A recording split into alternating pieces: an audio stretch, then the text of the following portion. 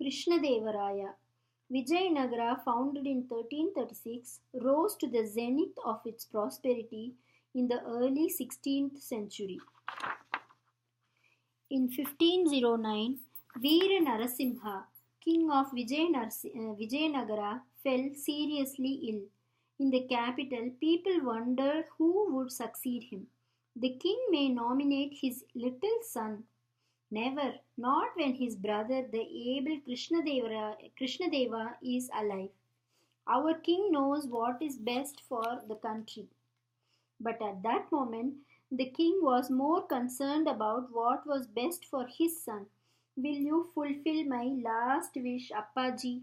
Appaji's minister Timmarazu was affectionately addressed as Appaji. Speak out, your majesty. My son will never be king so long as Krishnadeva is alive. Krishnadeva must die. Promise me that you will put him to death. What? Put Krishna to death? As the unhappy minister was about to leave, wait, as a proof of your having killed him, his eyes should be shown to me tomorrow. As you command, your majesty. When Timmarasu came out, he met Krishnadeva. How was the king, Appaji? He is much better. Then the minister lowered his voice. Krishna, are you prepared to die for the king? Most certainly, Appaji. The king is the country, and I am prepared to die for my country. Timmarasu spent a sleepless night. Appaji, Krishnadeva must die. I am prepared to die for my country. The next day, come alone and in secrecy. As you wish, Appaji. That night, take this horse, disguise yourself and leave the capital. Why, Appaji? I'll tell you some other time. Now make haste and go. Remember, no one must know who you are. You can trust me.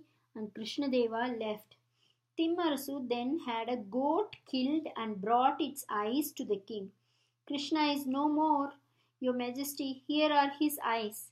My son and I will forever be indebted to you, Appaji. Days later, while wandering incognito, Krishnadeva happened to visit a temple where Chinnadevi, the temple dancer, was performing. What a divine beauty! She looks like a lotus that has just blossomed. After the dance, why are you still here? Why don't you go home? I have nowhere to go. Chinnadevi took him home with her. Mother, this man has no home, so I brought him here. Then make this your home, son. What is your name, stranger? I have no name. Chinnadevi did not press him further. So you know how to wield a bow. Watch me, stranger, and watch that bird. She shot down the bird. Krishnadeva was amazed. You are a good shot indeed, Chinna. And you are a coward, afraid even to disclose your name. A few days later, must you leave? I must. God willing, I'll see you again. Meanwhile, the sudden disappearance of Krishnadeva did not go unnoticed in the capital. Why isn't the prince seen anywhere? Has he been done to death? God forbid. The news of Veera Narasimha's illness and Krishnadeva's disappearance reached Gulbarga, the capital of Mahmud Shah, the Bahmani king. Now is the time to attack Vijayanagara and make it ours. What if the king dies and Krishnadeva reappears to succeed him, your majesty? Then we'll take advantage of his inexperience. A few days later, at Vijayanagara, your majesty, the Bahmani king is planning to invade our empire. My kingdom is in danger. I must lead my men. Your majesty, compose yourself. You are not fit to walk even a few steps. Alas, I am an invalid. The prince is a mere child, and Krishna, who could have ably defended the kingdom, is no more. Appaji, why did you let me have my way? This is the right time for Krishnadeva to come back. Krishnadeva is alive, your majesty. Forgive me, I did not obey your command. Forgive you, Appaji. I am indebted to you. You have saved me from the sin of killing a brother. Later, when Timmarsu brought Krishnadeva to meet the king, Krishna, forgive me. I have done you a great wrong. After me, you must shoulder the burden of ruling the kingdom. Let bygones be bygones, your majesty. When the ailing king died, the councillors decided to crown Krishnadeva as the emperor. Krishnadeva, custom requires that you be married before the coronation. Then Appaji, I will show you the girl who has won my heart. The next day he took the elderly minister to the temple of Virupaksha. Isn't she lovely, Appaji? But a temple dancer can't be the queen of Vijayanagara. Krishnadeva, however, was firm in his resolve. Appaji, I met her while travelling incognito. I had no name, home, or fortune, and yet she gave her heart to me. I'd rather give up the kingdom than dear Chinna. The first wife of a king should be a woman of noble birth. We will see what can be done to reconcile the dictates of tradition and the dictates of your heart. Finally, Krishnadeva Raya accepted Tirumala Devi, a royal princess, as his first queen and was crowned Emperor of Vijayanagara on August 8, 1509. Soon after the coronation, he married his beloved Chinna Devi. Meanwhile, the Bahmani king had completed the preparation for the campaign and reached Divani, where KrishnaDeva Raya gave him battle. No, we cannot fight KrishnaDeva Raya. The Bahmani army had to beat a hasty retreat. KrishnaDeva Raya is after us. Flee! Later, KrishnaDeva Raya addressed his army. Our victory should not make us complacent.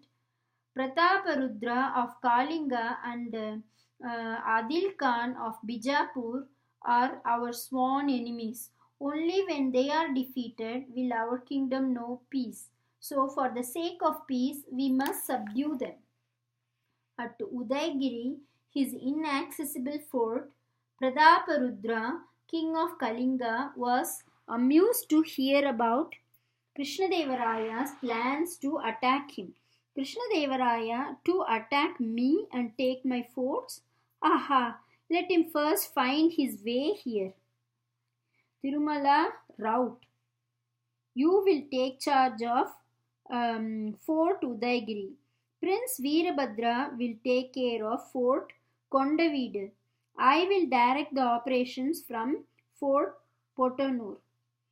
We shall not fail you, your majesty. Krishnadeva Raya personally led the army. What a dense forest! What shall we do? Have the trees pulled down and the path cleared. Our army shall move on.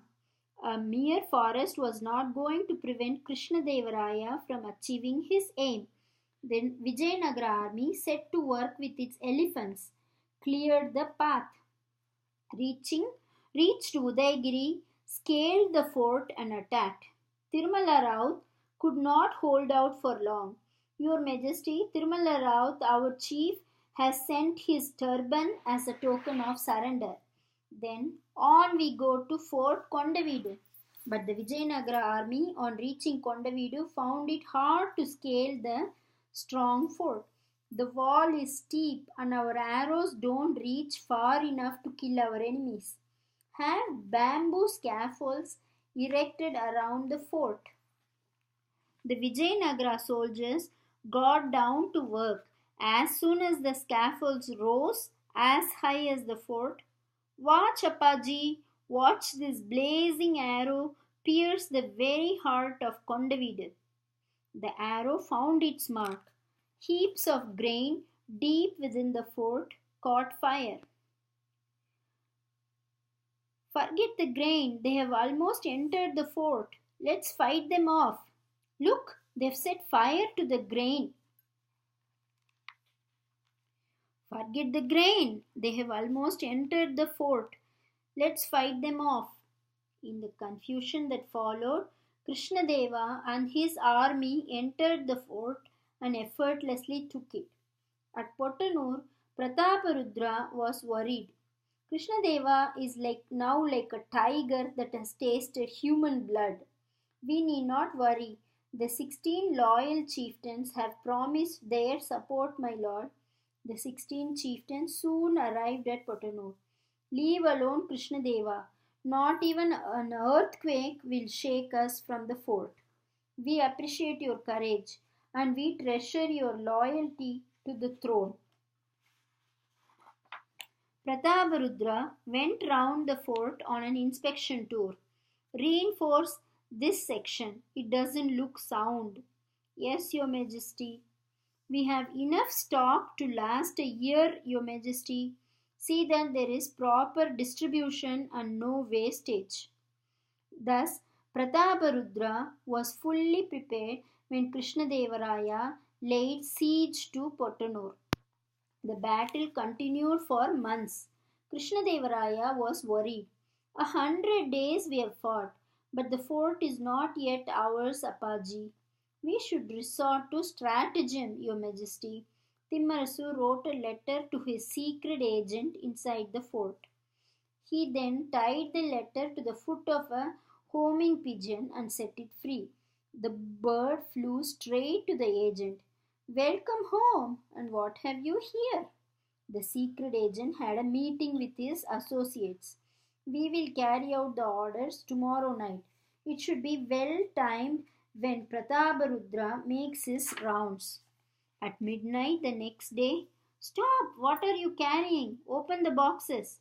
The men were taken to an army guard post where the boxes were opened. Diamonds! To whom were they going? Speak up! Meanwhile, King Prataparudra came there. What's going on here? Your Majesty, these men were caught carrying diamonds and a letter that makes no sense. The king read the letter. Trusted friend, this is the second consignment. One more will be sent as soon as you and your friends accomplish your mission at the appointed time. They won't say for whom these are meant. Make them talk. When the 4 men were subjected to torture, enough, I can. Stop, I will talk. King KrishnaDeva Raya has sent these gifts to the 16 chieftains. The traitors, I'll kill them all with my bare hands. But Prataparudra soon realized that discretion was the better part of valor. They are 16 and I am alone. I should run before they capture me and take me to Krishnadeva. Meanwhile, a guard came running to the chieftains.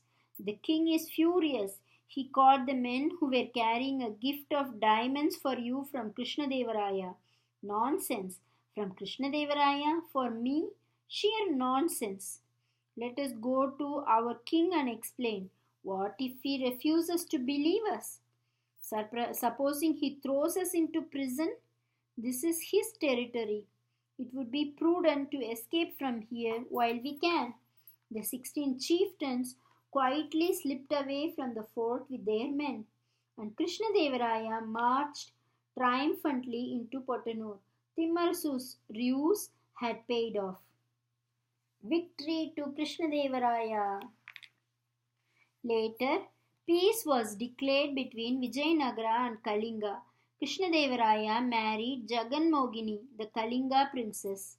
Meanwhile, after the death of Mahmud Shah, the Bahmani king of the Deccan, Ismail Adil Khan had declared himself the independent ruler of Bijapur. We'll take Gulbarga and imprison the incompetent sons of Mahmud Shah. KrishnaDeva Raya returned to his capital and found that Adil Khan had taken Raichur while he was away. We will have to declare war against him. We need horses. Siddhi Merkar, an officer in the court of Vijayanagara, was summoned. Go to the Portuguese and buy horses worth 40,000 pagodas from them. Many days passed. Siddhi Merkar did not return. Then spies came with the news. Siddhimarkar has fled with the 40,000 pagodas to Bijapur, Your Majesty. This is treason. Send an ambassador to Bijapur requesting Adil Khan to repatriate Siddhimarkar. A few days later, the ambassador returned from Bijapur. Your Majesty, the ruler of Bijapur professes that he does not know the whereabouts of Siddhimarkar. He is asking for trouble.